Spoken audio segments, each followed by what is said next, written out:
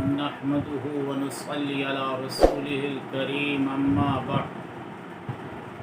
عن عائشة رضي الله تعالى عنها أن النبي صلى الله عليه وسلم خرج من عندها وهو مسرور ثم رجع إلي وهو كئيب فقال إني دخلت الكعبة ولو استقبلت من أمري ما استدبرت ما دخلتها إني أخاف أن أكون قد شققت على أمتي أو كما قال عليه الصلاة والتسليم.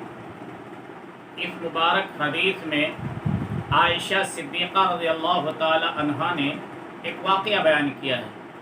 اس واقعے سے آپ اندازہ لگائیے کہ امت محمد سے حضرت محمد صلی اللہ علیہ وسلم کو کتنا پیار تھا، کتنی محبت تھی.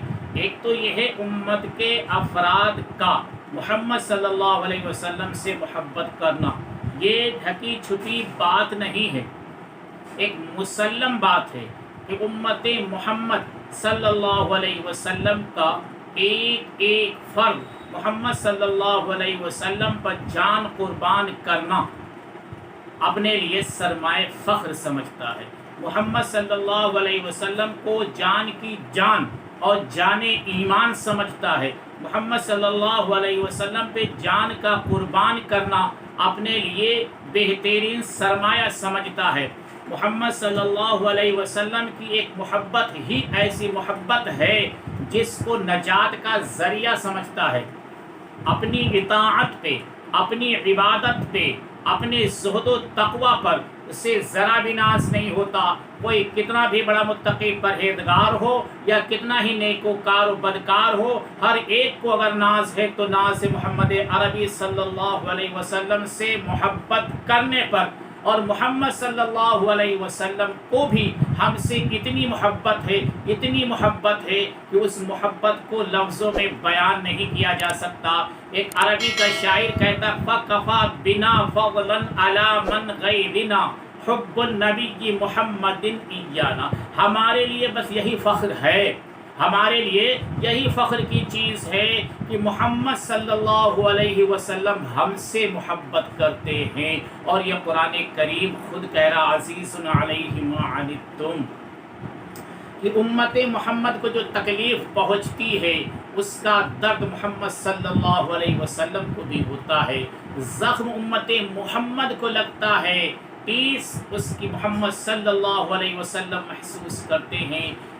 غم محمد صلی اللہ علیہ وسلم کی امت کو ہوتا ہے، لیکن اس کا احساس محمد صلی اللہ علیہ وسلم کو بھی ہوتا ہے. عزیز علیہ ما عنتم حریص، یعنی کسی طرح کی بھی پریشانی اور بے چینی ہو، آقا نامدار صلی اللہ علیہ وسلم اس سے متاثر ہوتے ہیں. یہ قرآن کریم کا ارشاد عزیز علیہ ما عنتم.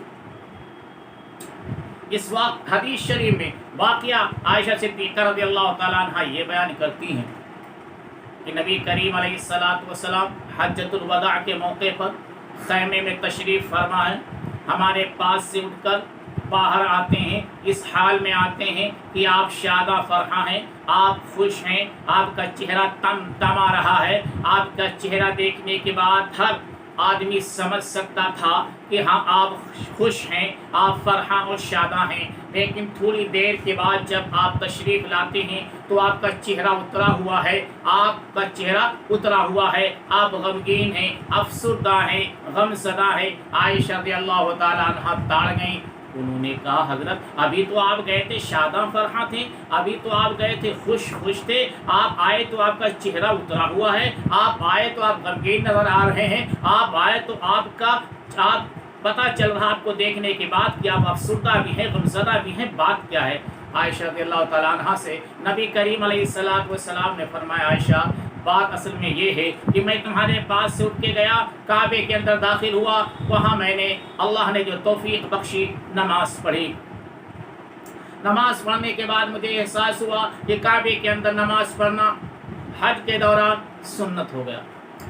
ایک وقت وہ آئے گا عائشہ میرے چاہنے والے اتنے زیادہ ہو جائیں گے، میرے چاہنے والے اتنے زیادہ ہو جائیں گے، دن پر دن اتنی زیادہ ترقی کریں گے کہ ان کو شمار کیا جانا مشکل ہوگا۔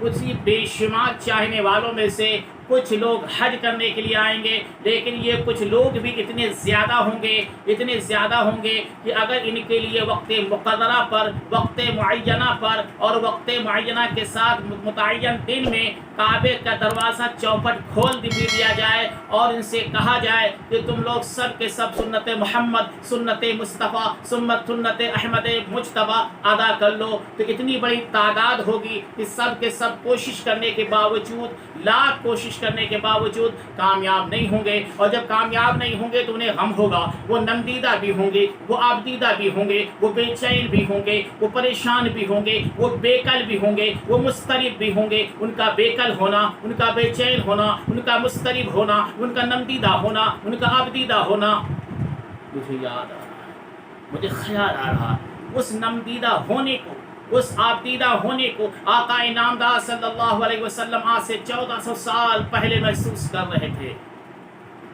اس پر آپ فرماتے ہیں کہ مجھے بڑا غم ہے کہ میری امت کے لوگ غمگین جائیں گے، نمدیدہ جائیں گے۔ اندازہ لگائیے آقا نامدار صلی اللہ علیہ وسلم کو امت محمد سے کتنی محبت ہے۔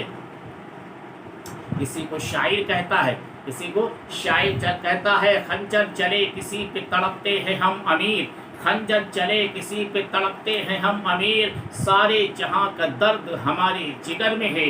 آئیے اللہ پاک سے دعا کریں کہ اللہ تبارک و تعالی ہمارے اور آپ کے دلوں میں نبی اکرم صلی اللہ علیہ وسلم کی محبت ایسے رچ بس دے، ایسے بسا دے کہ امت محمد صلی اللہ علیہ وسلم کا ایک ایک فرد سنت مصطفیٰ کا عاشق ہو جائے۔ سبحان اللہ و بحمدہ، سبحان اللہ العظیم۔